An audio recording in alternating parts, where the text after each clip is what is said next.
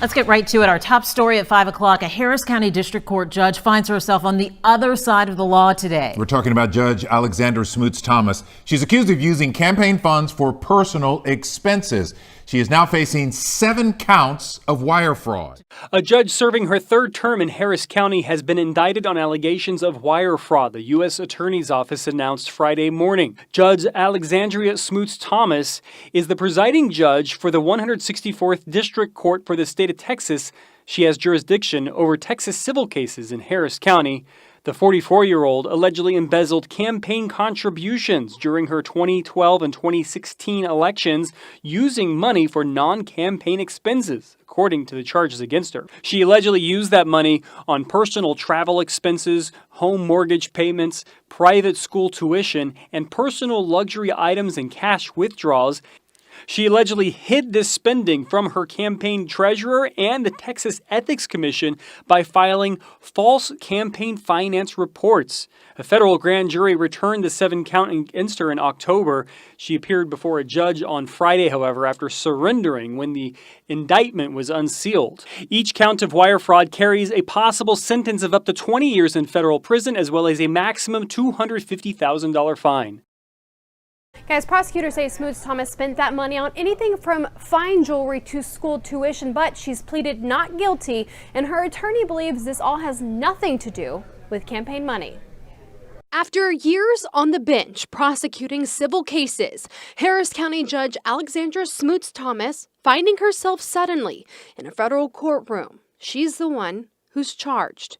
U.S. Attorney Ryan Patrick spelling out what she's accused of, the indictment reading 7 counts of wire fraud, saying she used campaign funds for her own expenses, almost $800 on Zales jewelry, about $1,100 on a Prada purse, $1,200 on vacation airfare, and about $10,000 on school tuition.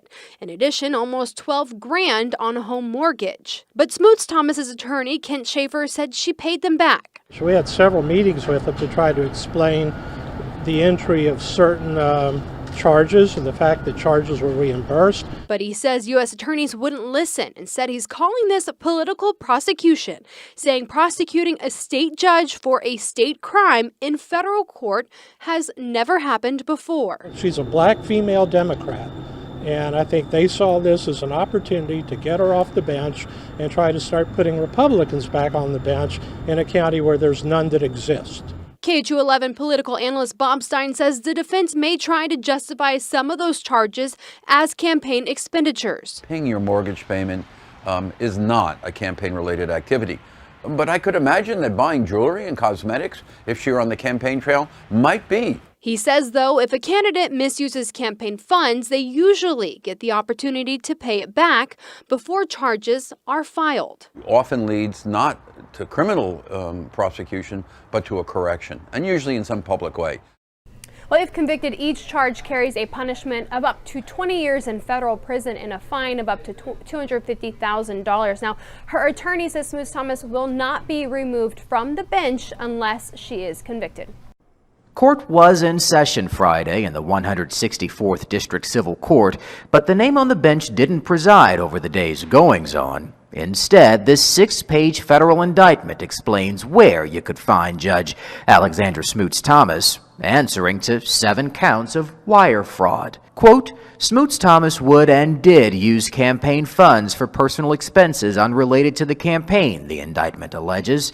An $8,800 home mortgage payment, a $7,400 payment to the Regis School for her children's tuition, an $1,100 Prada handbag, among other expenses, totaling nearly $25,000. Campaign funding, which cannot be converted to personal use and may only be used to defray the cost of a political campaign. Channel 2 legal analyst Brian Weiss on the allegations, which aren't illegal as far as state law goes, mind you.